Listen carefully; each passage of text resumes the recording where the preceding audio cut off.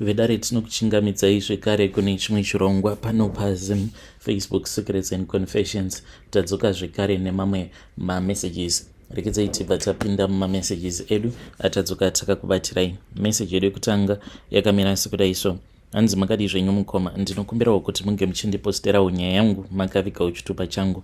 Zita rangu ndinoitwawo Susan, uye zvekare ndiri mugari wemunomu muHarare, and I work for a very well known NGO makare muno muHarare. Zvekuti kungotaura the name of the company, a lot of people they are going to instantly recognize this company. So zvimwe zvinhu mukomanashi tinozviita mukutsamwa, zvimwe zvinhu tinokwanisa kuzviita tichifungidzira kuti takangwara, ende tichizviudza kuti kana tazviita tinokwanisa kuzongohwanda nekuti handisirini ndakazviita, because vanhu vazhinji vanenge vachizviziva kuti iwewe uri muKristu. But at the end of the day mukoma, chinhu chandakazodzidza ndechekuti munhu haurawi mukoma. I am now regretting.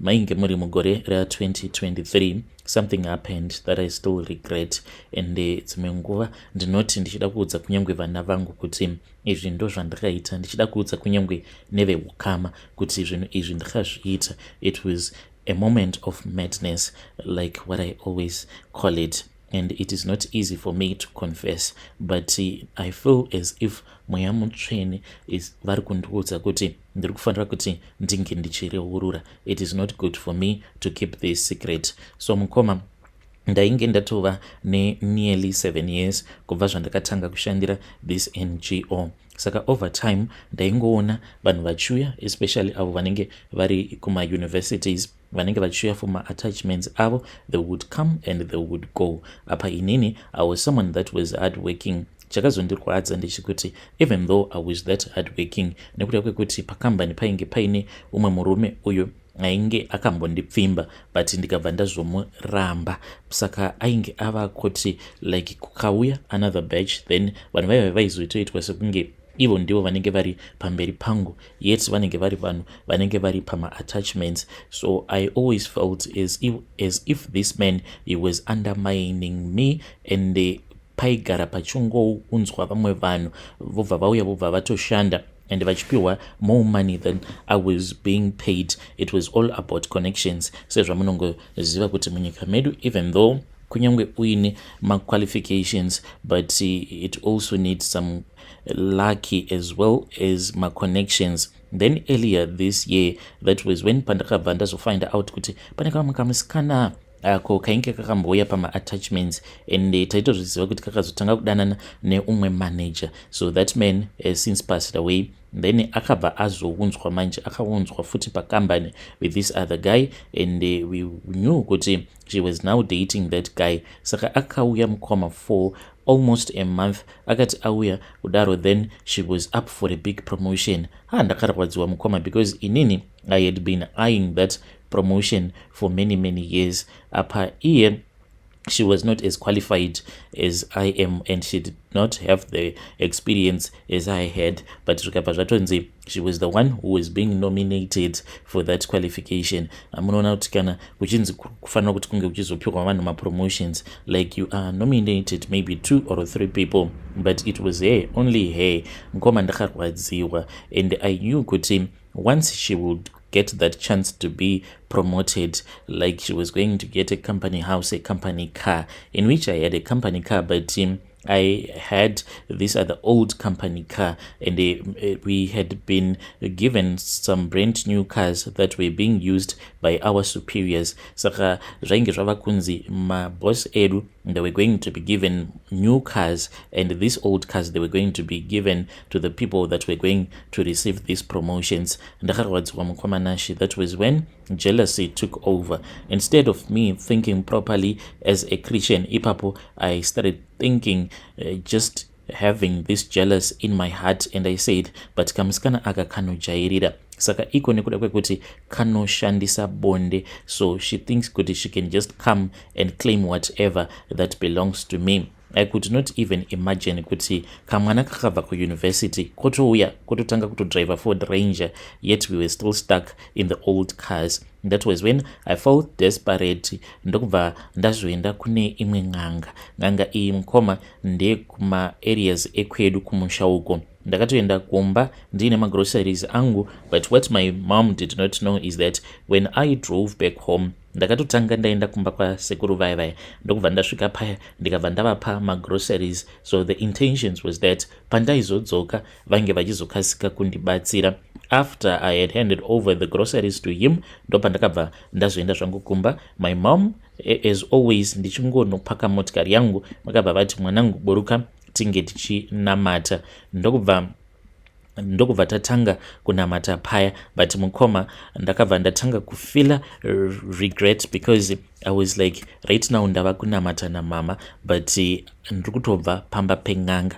Then I just brushed it off, ndikabva ndati I have to do what I have to do, because all that I wanted was to block Sharon uyu. Ndainge ndisingadi kuti ange achizoita progression as well as to secure the promotion.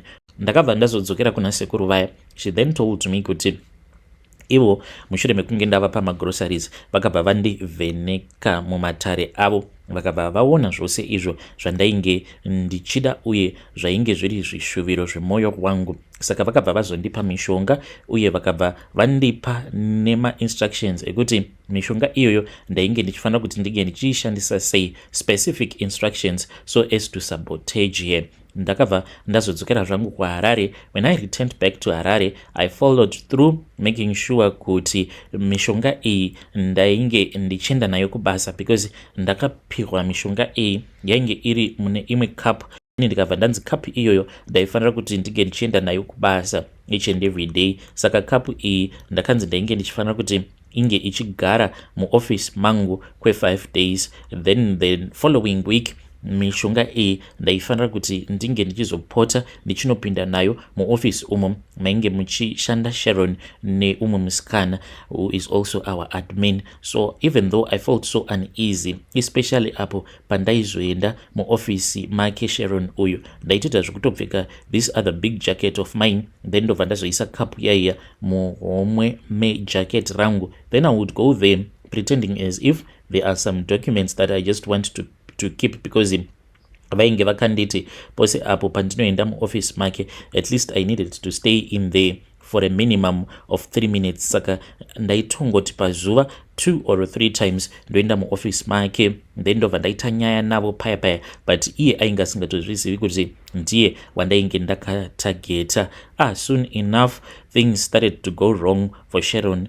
Ainge ava kusakwanisa kucatcha up on projects and important deadlines, and akabva angotanga kungorwara, and she was no longer that excellent young woman. Her performance was no longer up to standard. On the other hand, mukoma inini ndaiti kana akatadza kucatch up on my projects, inini I would offer my help as her senior, then ndobva ndamubatsira. Mukomanashi akazoti akarwara Sharon uyu, ndikabva ndazoenda kumba kwavo, like what we were doing as our colleague, we would go there tichinomuona. So ndakati ndaenda kuya ndainge ndiine umwe mushonga wandainge ndiinawo wandakanzi tichingosvika pamba pavo ndisati ndaburuka mumotikari ndaifanira kuti ndinge ndichizoutsenga mushonga uya ndakautsenga ndichinoburuka mumotikari ndokubva ndausvipa. Saka mushonga uyu wainge uri wekuti zvose zvandainge ndichazomuudza kana hama dzake dzaifanira kuti dzinge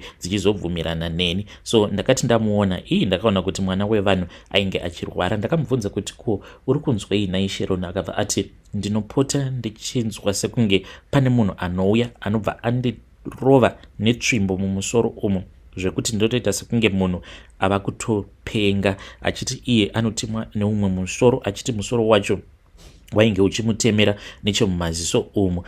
Ndakabva ndachizotaura naamai vake mushure mekunge tabuda panze, ndikabva ndati mwana uyu ari kurwara.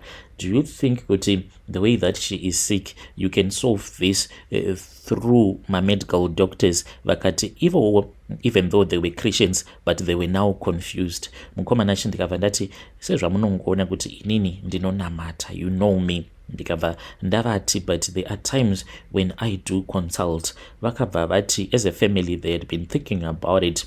Vakabva vati vainge vasingazivi kuti votangira pai since they were Pentecostals. So ndakabva ndazovati we could go back to our village because kwainge kuina vamwe sekuru avo vaikwanisa kumubatsira Sharon uyu. Amai vacho vakabva vati okay, it is fine, we'll think about it. Then later on ndakabva ndachizofonerwa nehanzvadzi yake Sharon, ndikabva ndazoti it is fine, all that you need to do is to give me some money for fuel, even though mari yefuel ndainge ndichikwanisa kuiwana, as well as since tiine makadhi atinoshandisa kubasa. So this was just a way yokuti ndingovapanisha chete so that they won't see kuti I have a sinister motive of me taking them to our village. Mukomana tikabva tazoenda, then ndikabva ndazoenda navo kumba kwasekuru vaya. So mari iyaya yefuel yandakavabhadharisa, mari iyoyo ndakabva ndaipa sekuru. Saka sekuru ava vakatogara vagadzira mishonga yavo. Saka mishonga iyi yavakagadzira yainge iri yekuti Sharon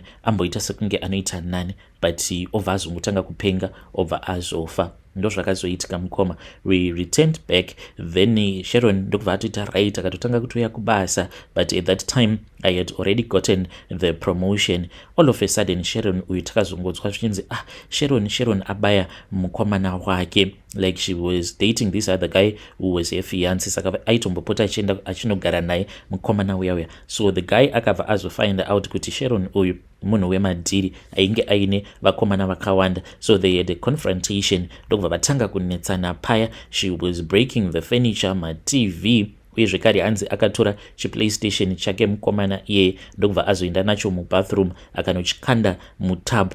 Then she started filling up the water achiti chinhu ichochi ndo chiri kukonzeresa kuti tigare tichingonetsana. Saka vakabva vatanga kurovana paya.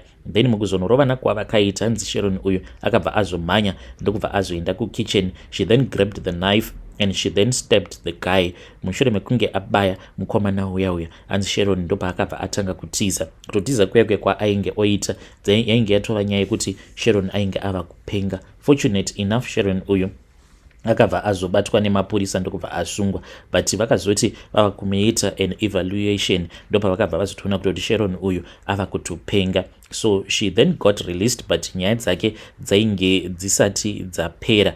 Then that was when Sharon passed away. Mukomanashi mushure mekunge ndanzwa kuti Sharon ainge afa, ndakayeredza misodzi ndikabva ndati this was not what I wanted to happen. Ndaida kuti mwana wevanhu arambe achishanda zvake, but all that I wanted was a promotion.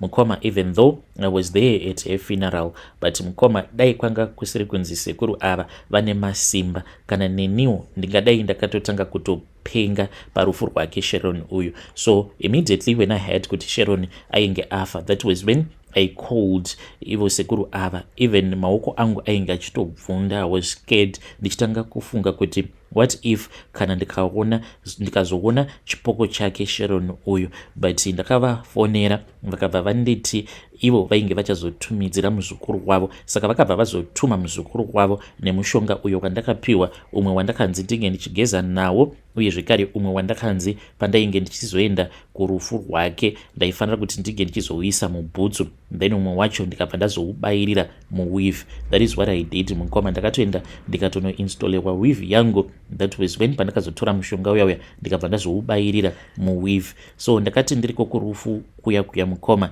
ndaingonzwa munhu achingozevezera munzeve dzangu, but zvaainge achitaura ndainge ndisingakwanisi kuzvinzwa because she was not clear. Then ndo pandakabva ndazoona nyoka iyi mukoma ndindiga ndakaiona. It was that time apo vanhu pavainge vachiita body viewing, inini I just hid behind the fact yekuti ndinotya kuona munhu akafa, so I did not want to look at her. But my colleagues angu vose vakaenda, and then they looked at her but my colleagues angu, they did the body viewing, inini handina hangu, but vanhu vakati vari busy vachiita body viewing kudaro, ndakatoona nyoka yainge iri pasi pecoffin rake. Then later on pandakazoenda kumusha, sekuru ava vakazoti vondigezesa zvekare vachindibvisa mweya iyaya yemamhepo. Ndipo apo pandakazonzi nasekuru hanzi nyoka chiratidzo chekuti hanzi mweya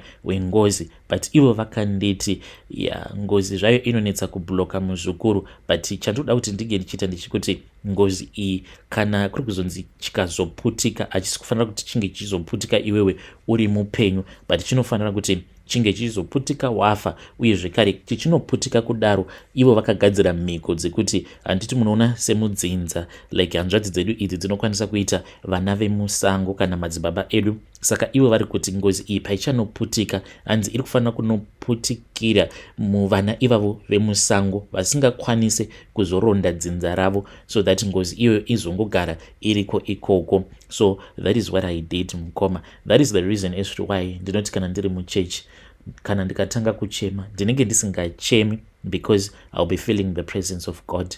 I'll be crying because what I have done to my generation. Vidare ndo message iyi ndakatumidzirwa ichibva kuna vahanzvadzi vedu. Kwamuri vahanzvadzi, ndoda kungoti you need to confess. The same way that you trusted me and you came to me and you confessed, you also need to find your relative that you can confess to. Then kana my confessor, you need to go and speak nehama dzake Sharon, because kana muchiti sekuru avo vakakuudzai kuti hanzi nyoka mucherechedzo wengozi, even though makaita zvamakaita kuti vana vemusango ndo vachazotakura mhepo yacho yengozi, but one day is one day. Mweya iwoyo unokwanisa futi kuzongodzoka futi kwamuri kana kuti kune vana venyu, because ivavo vana vemusango, do not think kuti vakazotanga kutevererwa nemweya wengozi vanenge vakangogara. Vachafambawo ende vachazosvikawo pakuzozvibata kuti kuna vatete venyu vakaita zvavakaita, saka vakabva vaita mhiko dzavo. So you need to know kuti vana ivavo vanokwanisa kuzoita futi go back to sender. So I think just find someone among your relatives uyo wamunokwanisa kutrust, and movha maenda movha manokumbira ruregerero kuhama dzaSharon. Kana pachida kuripwa muripa, because she is already gone, but what is needed now ndezvekuti munge muchimuripa Sharon uyu pachiri padhuze. Let us try to speak with her in the comment section.